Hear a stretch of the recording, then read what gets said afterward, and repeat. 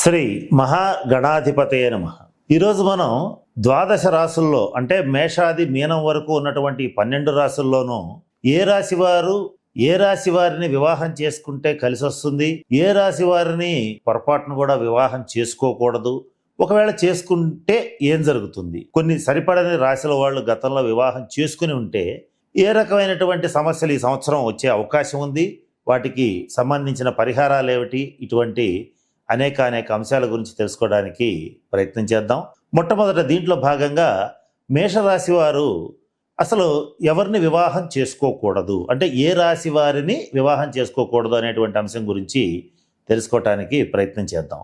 అయితే ఇక్కడ మనందరికీ వచ్చేటువంటి సందేహం ఏంటంటే ఏ రాశి వారిని వివాహం చేసుకోకూడదు అని ఎలా చెప్పగలుగుతాము?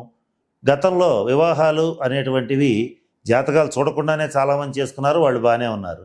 మరి ఇప్పుడు వచ్చేటప్పటికి మరి ఏంటి తేడా అనేటువంటి అనేక ప్రశ్నలు మనందరి మనసుల్లో కూడా వస్తూ ఉంటాయి. వాటన్నిటికీ వీలైనంత వరకు ఈ 12 రాశుల వారికి సంబంధించిన వివరాలన్నీ తెలియజేయడంలో భాగంగా వీలైనంత వరకు తెలియజేయడానికి ప్రయత్నం చేస్తాను. మొట్టమొదట గతంలో వివాహాలు చేసుకునేటప్పుడు చాలా చిన్న వయసులో వివాహాలు చేసుకునేవాళ్ళు మొట్టమొదటి అంశం. రెండవది ఏంటంటే గతంలో ఉన్న గ్రహగతులు కొంతమేర అంటే గ్రహ సంచారం జరిగేటప్పుడు కొన్ని సందర్భాల్లో కొన్ని రకాలైనటువంటి కాంబినేషన్స్ వస్తూ ఉంటాయి. ఉదాహరణ చెప్పాలంటే విశ్వావసు నామ సంవత్సరంలో అధిక భాగం ద్విగ్రహ, త్రిగ్రహ, చతుర్గ్రహ, పంచగ్రహ కూటములు అనేటువంటివి వస్తున్నాయి. విశ్వావసు నామ సంవత్సరం అనేటువంటిది మొదలవటమే కాలసర్పదోషంతో షష్టగ్రహ కూటమితో మొదలవుతోంది. ఇటువంటి వచ్చినప్పుడు కొద్దిపాటి ఇబ్బందులు గనక వ్యక్తిగత జన్మ జాతకరీత్యా వారికి గనక ఒకవేళ సరిపడని రాసులు గనక ఉండేటట్లయితే ఆ భేదాభిప్రాయాలు విపరీతంగా పెరిగిపోవటం, కొంత భార్యాభర్తల మధ్య అన్యోన్యత లోపించటం, కొంతమందికి, అందరికీ అని కాదు, కొంతమందికి కాస్త సపరేట్ అయ్యేటువంటి పరిస్థితులు రావటం, ఇవన్నీ కూడా జరుగుతూ ఉంటాయి. కాలానుగుణంగా ఇవన్నీ గ్రహగతుల్లో మార్పులు రావటం అనేటువంటిది జరిగింది. కనుక ఏ రాశి వాడు ఎవరిని చేసుకోకూడదు అనేటువంటిది ముందు తెలుసుకుంటే ఇప్పటికి వివాహం కాని వాళ్ళు ఏం చేయొచ్చు, ఎవరిని చేసుకోవచ్చు అనేటువంటిది ముందుగా తెలుసుకోగలిగితే మంచిది. ఎంత తెలుసుకున్నప్పటికీ కూడా వ్యక్తిగత జన్మజాతకాన్ని పరిశీలించి తీరాలి. కానీ అసలు సరిపడని వ్యక్తితో జీవితకాలం పాటు గడపవలసినటువంటి పరిస్థితి రావడం దుర్భరంగా ఉంటుంది. కనుక దీనికి సంబంధించిన జ్యోతిష్ శాస్త్ర వివరాలన్నీ కూడా మనం తెలుసుకోవడానికి ప్రయత్నం చేద్దాం. మొట్టమొదటి మేషరాశి వాళ్ళు స్త్రీలైనా పురుషులైనా కూడా జనరల్గా వాళ్ళ ఆలోచన విధానం ఎలా ఉంటుందంటే ప్రతి పనిలోనూ ప్రతి విషయంలోనూ నెంబర్ 1గా ఉండటానికి ప్రయత్నం చేస్తూ ఉంటారు. వాళ్ళు ఎంత పెద్ద సమస్య వచ్చినా కూడా పోరాటానికే ఇష్టం చూపిస్తారు తప్ప వెనుకడుగు వేయటానికి ఏమాత్రం అసలు ఇష్టపడరు. దీనికి తోడు మేషరాశి వాళ్ళ సహజ సిద్ధమైన లక్షణం ఏమిటంటే వాళ్ళే ఈ ప్రతి రంగంలోనూ నెంబర్ 1 అని భావిస్తారు. కొంతవరకు ఒక రకంగా చెప్పాలంటే కొంత డామినేటింగ్ నేచర్ అనేటువంటిది ఉంటుంది. ఇలాంటి సందర్భంలో అవతల వ్యక్తి అంటే అవతల జీవిత భాగస్వామి కూడా డామినేటింగ్ నేచర్ అయ్యేటట్లయితే ఇద్దరు ఒకళ్ళొకళ్ళు డామినేట్ చేసుకోవడానికి ప్రయత్నం చేస్తారు. ఈగో ఇష్యూస్ వస్తుంటాయి. ప్రతిదానికి కూడా నువ్వెంత నేనెంత అనేటువంటి అభిప్రాయ భేదాలు తరచుగా రావడం వల్ల ఎక్కువ ఇబ్బందులకు గురవటం అనేటువంటిది జరుగుతుంది. కనుక దీంట్లో భాగంగా ముందు మనం ఏ రాశుల వాళ్ళని వివాహం చేసుకోకూడదు అనేది గమనిద్దాం. మొట్టమొదట మేషరాశి స్త్రీ కానీ పురుషుడు కానీ మేషరాశి వారిని వివాహం చేసుకోకూడదు. ఇక్కడ కారణం ఏమిటి అంటే ఇందాక మనం చెప్పుకున్నాం, మేషరాశి వాళ్ళకి సెల్ఫ్ రెస్పెక్ట్ ఎక్కువ, ఆత్మవిశ్వాసం ఎక్కువ, ఆత్మాభిమానం ఎక్కువ. కొద్ది మందిలో కుజగ్రహం గనక దుస్థానాల్లో ఉన్న నీచబట్టిన ఈ ఆత్మవిశ్వాసం కాస్త అహంకారపూరితమైన ధోరణిగా మారే అవకాశం ఉంటుంది. ఇలా మారినప్పుడు ఎదుటి వాళ్ళు కొంత తక్కువగా కనపడుతూ ఉంటారు. ఏదేమైనప్పటికీ కూడా కొంత డామినేటింగ్ నేచర్ ఉంటుంది. కనుక మేషరాశి వారిని కనుక వివాహం చేసుకుంటే ఇద్దరు ఒకరినొకరు డామినేట్ చేసుకోవడానికి ప్రయత్నం చేస్తూ పరస్పరం కలహించుకుంటారు. 2 కత్తులు ఒక వరలో ఇమడవు అని పెద్దవాళ్ళు అంటూ ఉంటారు. ఇట్లా వీళ్ళు ఏంటంటే వీళ్ళు ఒకే రకమైనటువంటి మనస్తత్వం ఉండటం వల్ల వీళ్ళు ఒకళ్ళొకళ్ళు వివాహం చేసుకోకూడదు. చేసుకుంటే ఈ సంవత్సరం ఇంకొంత ఎక్కువగా ఇబ్బందులు వస్తాయి. దీనికి ఒక ప్రత్యేకమైన కారణం ఉంది. అదేమిటంటే ఈ 2025 సంవత్సరం నుంచి ఈ మేషరాశి వారికి ఏలినాటి శనం ప్రారంభం అవుతోంది. ఎప్పుడైతే ఏలినాటి శని ప్రారంభం అవుతుందో ప్రారంభం అవడంతోనే అనేక రకాల సమస్యలు వస్తుంటాయి. వాటిలో ముఖ్యంగా భార్యాభర్తల మధ్య కొంత డీవియేషన్స్, అభిప్రాయ భేదాలు కొంచెం తీవ్రంగా పెరిగే అవకాశం ఉంది. కనుక ఈ సంవత్సరం మాత్రం పొరపాటును కూడా మేషరాశి వాళ్ళని వివాహం చేసుకోవటం అనేటువంటిది ఖచ్చితంగా పనికిరాదని స్పష్టంగా చెప్పొచ్చు.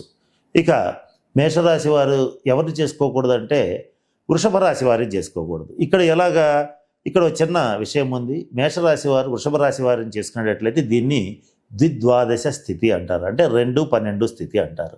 ఈ 2-12 స్థితిలో వృషభ రాశి స్త్రీని మేషరాశి పురుషుడు చేసుకోవచ్చు, అంతేకాని వృషభ రాశి పురుషుడిని మేషరాశి స్త్రీ చేసుకోకూడదు. చేసుకుంటే డెఫినెట్గా వాళ్ళ మధ్య కొద్దిపాటి వ్యక్తిగత జన్మజాతకంలో అభిప్రాయ భేదాలు ఉన్నా, గ్రహగతుల్లో కొంత సప్తమ స్థానం దోషం ఉన్నా కూడా వాళ్ళకి డైవర్స్ వచ్చే అవకాశం ఉంటుంది. కనుక వృషభ రాశి పురుషుడిని మేషరాశి స్త్రీ మాత్రం చేసుకోకూడదు. ఇక మిథున రాశి వాళ్ళ విషయానికి వచ్చేటట్లయితే మేషరాశి వాళ్ళు మిథున రాశి వాళ్ళని చేసుకోవచ్చు. అయితే సప్తమ స్థానం, లగ్నం ఇవన్నీ బలంగా ఉంటే చూసి చేసుకోవచ్చు. ఇక తర్వాత విషయం ఏంటంటే మేషరాశి వారు తులారాశి వారిని చేసుకోకూడదు. దీన్ని సమసప్తకాలు అంటారు, అంటే 1-7 స్థితి. ఇక్కడ ఈ తులారాశి వారు మేషరాశి వారికి కరెక్ట్గా ఎదురుగా 180 డిగ్రీల్లో ఉంటారు. ఇక్కడ కొన్ని ప్రత్యేకమైన సందర్భాల్లో ఈ సమసప్తకాలని మనం అంగీకరించవచ్చు. దీంట్లో కూడా తులారాశి స్త్రీని మేషరాశి పురుషుడు చేసుకోవచ్చు, అంతేగాని తులారాశి పురుషుడిని మేషరాశి స్త్రీ చేసుకోకూడదు. చేసుకునేటట్లయితే భేదాభిప్రాయాలు వచ్చే అవకాశం గట్టిగా ఉంటుంది. ఇక తర్వాత అతి ముఖ్యమైనది మేషరాశి వారు కన్యా రాశి వారిని చేసుకోకూడదు. ఇది షష్టాష్టక స్థితి అంటారు, అంటే మేషం నుంచి కన్యా 6, కన్య నుంచి మేషం 8, ఇది షష్టాష్టక స్థితి అంటారు. ఈ స్థితిలో ఉన్నప్పుడు పొరపాటును కూడా వివాహం చేసుకోకూడదు. ఈ షష్టాష్టక స్థితిలో మేషరాశి పురుషులైనా స్త్రీలైనా ఎవరైనా సరే కన్యారాశి స్త్రీని కానీ పురుషుని కానీ చేసుకోవటానికి ఏమాత్రం వీల్లేదు. పొరపాటున చేసుకునేటట్లయితే ఈ సంవత్సరం మేషరాశి వాళ్ళకి ఏలినాటి శని ప్రారంభం అవుతుంది. ఈ ప్రారంభం మొదలవగానే అనేక రకాలైనటువంటి ఇబ్బందులు వస్తాయి. ఇక కన్యారాశి వాళ్ళకి వచ్చేటప్పటికి ప్రథమంలో కొద్ది వరకు మాత్రం ఈ కేతువు వ్యయస్థానంలో, అలాగే రాహు షష్ఠ స్థానంలోకి రావటం కూడా కొంత ఇబ్బందికరమైన పరిణామాలను సృష్టిస్తుంది. కనుక ఈ సంవత్సరం ఎప్పటికీ కూడా మేషరాశి వారు కన్యారాశి వారిని వివాహం చేసుకోకూడదు. తర్వాత మేషరాశి వారు వృశ్చిక రాశి వారిని వివాహం చేసుకోకూడదు. ఇది కూడా షష్టాష్టకాలే అంటారు. దీంట్లో మేషరాశి, వృశ్చిక రాశి స్త్రీ పురుషులు ఎవరు ఉన్నప్పటికీ కూడా దాదాపుగా ఒకళ్ళొకళ్ళు వివాహం చేసుకోకూడదు. ఇక్కడ మన పరాశర స్మృతి ప్రకారం శుభ షష్టాష్టకాలు, పనికిరాని షష్టాష్టకాలు, అంటే అశుభ షష్టాష్టకాలని కొంత చెప్పడం జరిగింది. కానీ అనుభవంలో ఏ రకంగా చూసినా ఈ మేషరాశి, వృశ్చిక రాశి స్త్రీ పురుషులు ఎవరైనా సరే వివాహం చేసుకుంటే వారి వివాహ జీవితంలో కొన్ని ఇబ్బందులు ఎదురవుతాయి.